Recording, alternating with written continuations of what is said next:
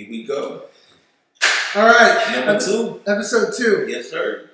Tell us about episode 2. Okay, so I think today we're going to talk about where we come from. I believe the turning points on, what made us want to change our situations and what's our plans for the future, man. I think that's the plan for this episode. I like it. Yeah. So let's start with some of your background. Okay. Blows my mind. It's kind of detailed, man, and intense a little bit. So, like I said, I think we said in episode 1, I'm from a poor neighborhood in Houston, Texas. Grew up, family, like I say, we didn't have a lot. And if we want to go specific with a lot, there's times where you're wondering what you're going to eat for, during the day. For the most part, my family kept us, we had something to eat, definitely dinner time, probably every day. But there were times where it was really tough. Like I say, inner city growing up, a lot of violence, a lot of drugs, a lot of situations to get yourself in trouble, a lot of snares that a lot of people get caught up in, You saw a guy get shot in the head in 6th grade. I did, yeah. Getting off the bus, it was an associate. So an associate of mine on the bus, 6th grade, we get off, it's the associate's brother. And he's arguing with the guy. And the guy turns his back on him to walk off, and the guy the associate's brother shoots the guy in the back of the head. And I remember the guy trying to grab the back of his head and trying to run, collapsing a few feet away. And of course, me being a kid, I'm afraid, man. I just keep walking and just look straight ahead. And were you afraid to run? I was. Well, I don't know. I didn't want to react. Yeah, I just didn't want to look like somebody who would say something. Like running to tell. Exactly. I didn't want to look like somebody that would say something. And so it's a terrifying event as a kid, but you kind of get hard into it, unfortunately. When I was in 6th grade, I ran home crying to my mom because somebody stole some of my pogs. I don't know what pogs are, man. So the candy. That's my story. Okay, back to you. Yeah, man. No, it's little toys. Okay. Yeah, man. I can't even imagine 6th grade. Yeah, man. Like I say, seen a lot like that. That's the background I come from. Like I say, without going in a whole bunch of details about it, it's a lot of situations for young men to get caught up and go the wrong way. Like I said, as I was saying, there's a few ways out. Either you play sports of some type, or you sold drugs, or something like that, or you became a pimp or something like that, Either something illegal or you were good enough at sports. And I wasn't good I was okay at basketball, but I was never great going to be an NBA player or an NFL player. None of those options are long-term. They're not, and they're so few. Yeah, well, man, I'm telling you, it's a saying, and it's so true. They say that guys that live that illegal lifestyle, they either die or they're in jail. And that's true. I have friends that have passed, good people who have passed, bad people who have passed, and I have friends that are locked up for life. I have all that, man, and it's a true statement. It doesn't pay, but like I say, that's why we're having these discussions and stuff. I think I want people to understand that those aren't the only ways out, I don't care what the narrative is. I didn't play sports. I chose not to get caught up into all the illegal activities and stuff like that. And yet today, I am doing better than I've ever done. And I'm on a trajectory up. And I want to give out these options to other people, man. Mm-hmm. That's what we're talking about here. Yeah. Yeah. So there was a point in your life that was pretty traumatic. Mm-hmm. Not that what you just shared wasn't enough. Right. Yeah. Talk about the house fire. Yeah, man. So, let's see. This was, I believe, 1999. I will have to check the dates again. It's been a long time. Either 2001 or 1999. Mm-hmm. I was 9 years old. We had a house fire. I remember just waking up at night. Like I said, to go through a little background, there was a room. So it's from where I'm thinking of from the exit of the window. But if you was through the window, it's our room where me and 3 of my brothers stayed. Adjacent over here was where my parents stayed. And over there was where my 2 youngest brothers, who were twins, stayed. And I just remember waking up, man, and I remember it being extremely black. And I remember not being able to see my hands in front of my face. And I remember heat. And I remember thinking, like, man, I don't know, like, is this a dream? It doesn't make any sense, what's going on here, you know? And I remember in the confusion hearing my father's voice yelling my name. He's like, hey, Jonathan. Jonathan. All right, thanks, man. Hey, Jonathan. So I walked towards the voice. I mean, I don't know how I even found the voice because looking back, you can't see anything. It's not like in the movies when you see like smoke and you can see things. It was nothing. I remember going to it and then somehow a hand grabbing me and throwing me. And I remember vividly like just suddenly stuff started coming back like gray. And then the smoke was all in my eyes, burned with my eyes closed. I remember coughing and I'm hearing yelling. I'm hearing sirens. Long story short, we all come out. We're out there. So my father, the story goes, went back inside, you know, to go get my mother next. He had got us and going back, he ripped out an AC unit, man, a heavy AC unit that was bolted to I guess the adrenaline of a father trying to get his children, man. I mean, he ripped a bolted AC unit out of the wall to get us through the opening, man. And I remember him going back in and my mother was there and he was going to grab her next, but she was like, no, go get my babies because the two twins were in that other room.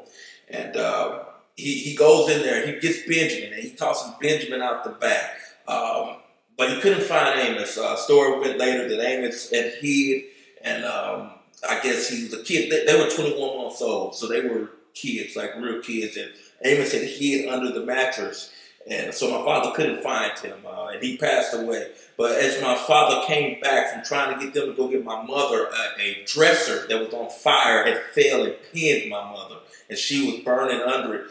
My father moves the mattress, gets away to get my mother out, drags, throws her out. And I remember being out there, everybody on the porch, the confusion, what's going on, the firefighters, the fire way in the sky. And I remember seeing my mother laid on the ground, man, crying and screaming. I never forget that. She was in so much pain. I was trying to call her, but she couldn't answer because she was just rocking in incredible pain, just like almost of an animal. She was just almost not there anymore. They took her and my father, so once again, we got thrown out the window, and if you imagine facing this way, so it's the front door here. If you went down an alleyway, it's the window over here. And my father's coming from the back because he's coming from the backyard getting Benjamin, and he asked me, have I seen Amos, which was the twin that I used to take care of. I had not, man. So no, sir, I don't see him. He runs back to go try to go again. And I try to run to the front door because I want to go get my brother. Like I said, I'm a kid. I'm 9 years old. Man, a lady, thankfully a neighbor, jumped on top of me and tackled me from going to go back inside the house. And man, not 3 to 4 seconds later, the door blew up, man. The door that I was going to go through just blew up, like just blew outward on me. Just, I guess the heat and the force, I don't know what happened there, but I was saved from that. Lord knows what could have happened there. My mother, she was in a hospital in a coma for 3 months at least, man. I can't remember, 3 to 4 months from the burns and the trauma, man. Her brain was swollen. How much of it was burned? 65%. 3rd-degree burns, man. Just incredible. That amputate one of her fingers, amputate other stuff. But by the grace of God, man, she's alive with us today. And she's going strong, and she's, you know, man, she's a trooper, man. She's out here. She's has an Amos House of Faith. She's going out and helping burn survivors. She's always on the burn unit. She wants to build an Amos House of Faith house for the supporters, or the people that caretakers of burn survivors. You know, so she's a warrior, man. She's a true hero. I mean, in my book, she is, man. Yeah, but one of the things I've been through, brother. Yeah. Tell me about the day you started seeing stuff. Man, and it's shocking because I've had maybe lower points. For instance, we're talking about the stuff that we came from. Right. I was homeless at one time. You right. know, I mean, some through choices of my own. Like I say, a little bit different upbringing. But the day that hit me that I knew that everything was going to change, that I was going to become somebody in this life, was the day. So what had happened, long story short, this is a few years later, man. This is... I don't know, I'm in maybe 26, 27, can't remember. And my parents are out of town, and I'm watching, I have 2 autistic children. I mean, not children, 2 autistic youngest brothers. The 2 youngest brothers are autistic. I was taking care of them, my parents are out of town, and I started having problems with my vision. And I don't go through the whole long thing, long story short, winds up that I have MS, and that I was hit with, so half of my vision was cut off. The optical nerve was swollen in the brain. I finally get to the emergency room after days of waiting for my parents to get back. And I remember being in there, man, feeling like, man, and it's hopeless. So it's like, man, I'm thinking, and everything hit me at once. I'm like, man, I'm sitting here broke. Who's going to take care of my parents one day? Who's going to take care of my autistic brothers? One day when it passes on, who's going to take care of them? I'm here in this hospital. I feel like I'm not getting treated,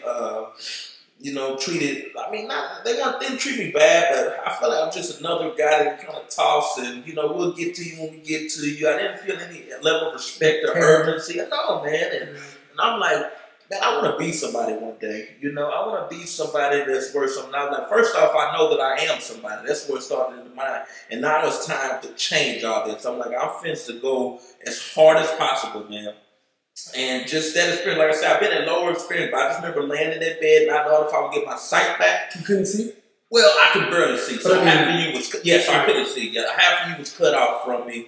And it was just, and I didn't know, man. I didn't really know if I would drive again. I couldn't read because the way it was cut, I couldn't put words together because everything was distorted and everything was blurred out. And I said, man, you know what? I don't care what. I'm going to get out of this situation. And when I do, I'm going to change me and my family's life. And that's the path that I'm on right now, working my butt off and just the beginning, man, But that is the part where I changed and I decided, hey, I got to do something different here. Yeah. Like I say, and it just brings authenticity when we're talking about that anybody can do something. And someone says that, hey, I've been in this situation or I've done this.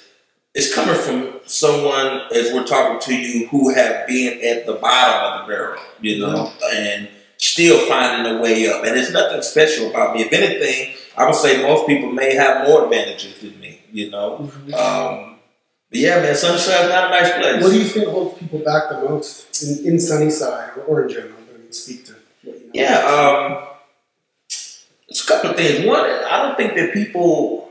That's the best way to put this. I don't think people can even open their minds enough to hope or to even dream. It's like in them, they don't even believe it's possible to achieve greater things. And that's part of our message.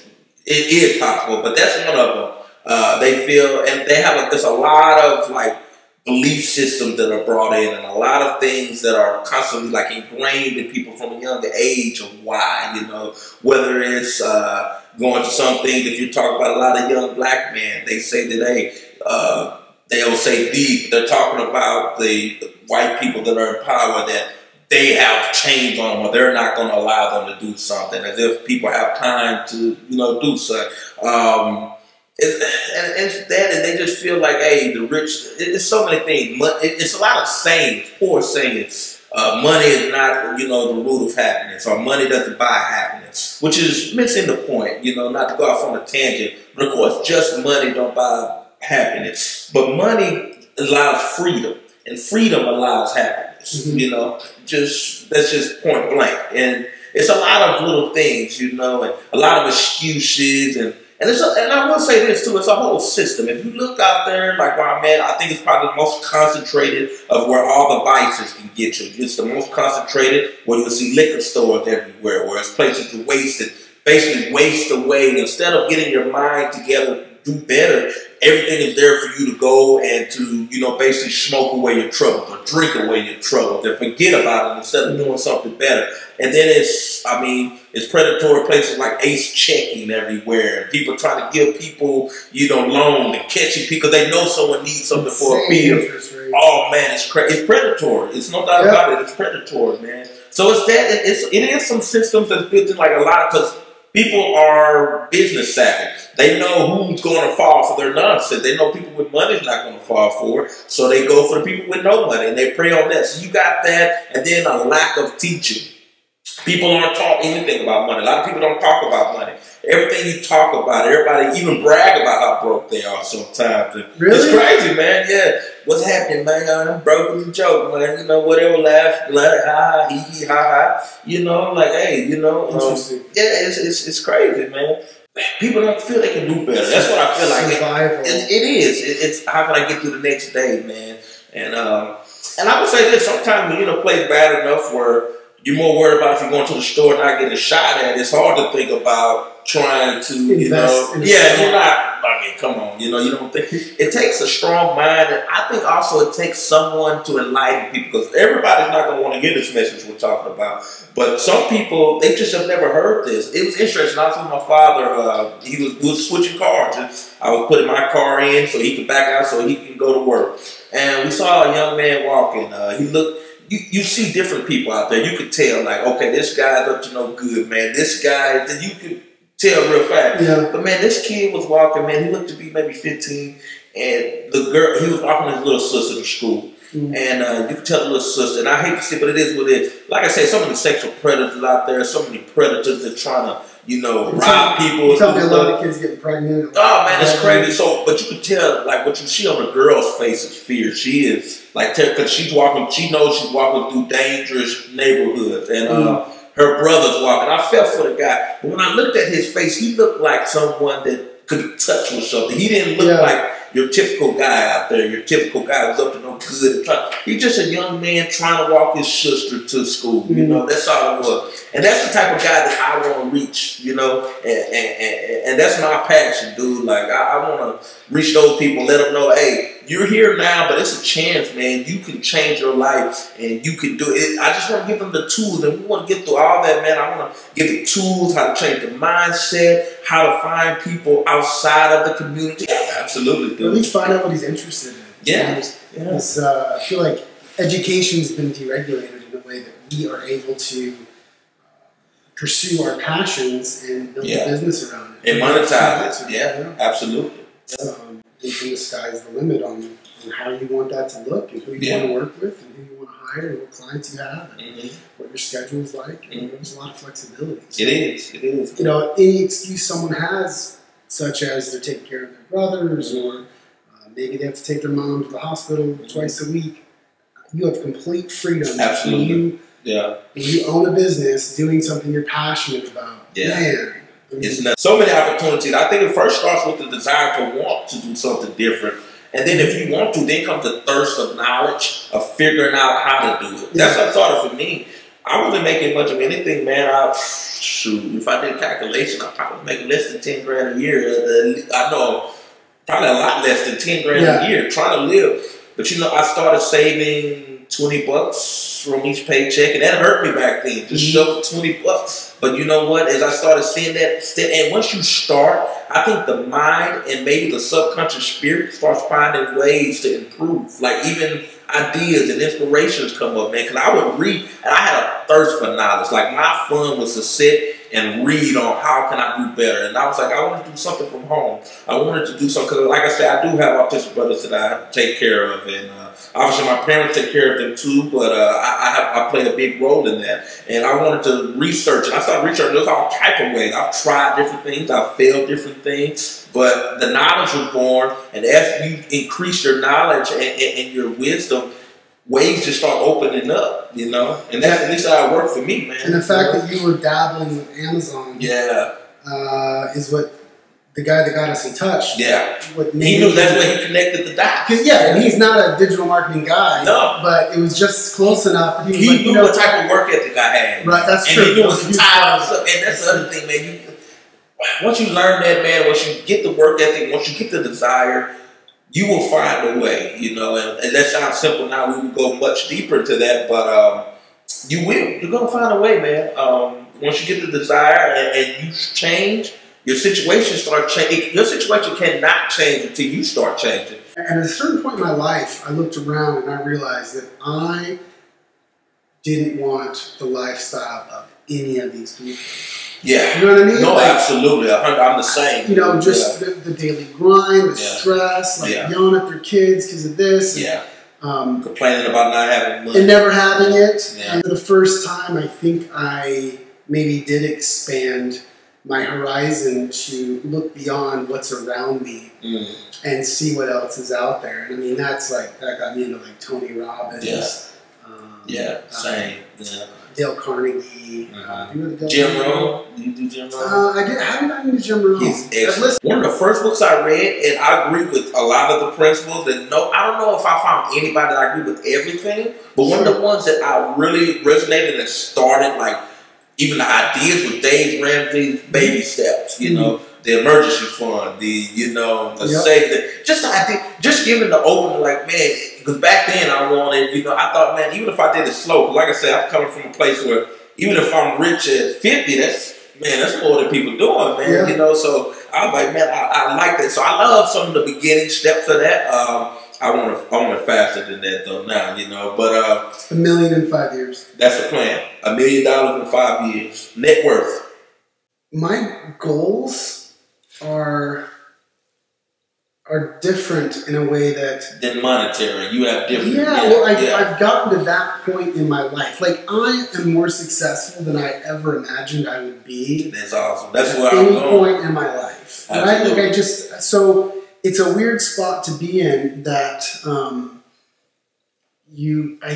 Christmas. Like, what would I get for Christmas? Me and my wife don't even know what to buy each other. Because y'all already experienced it. I'm going to, I get to go to the Steelers game. Yeah. And be on the field. Yeah. And meet, the players. And you're kind enough to take me too. That's right. Awesome, man. Well, and honestly, nothing gives me more joy than going to a Steelers game and experiencing that than watching someone else experience it. It's going to be awesome, man. So it's like, so if I had this, like, my goals would be, you talk about that 15-year-old kid. If I could build a system that we could take a 15-year-old kid, not 15, 18, but a kid like that he has that spark, he's got that fire in his belly, and build a way for him to learn a trade and make 6 figures. Yes. Like, if I could 6-figure someone in 2 years, that would be so awesome.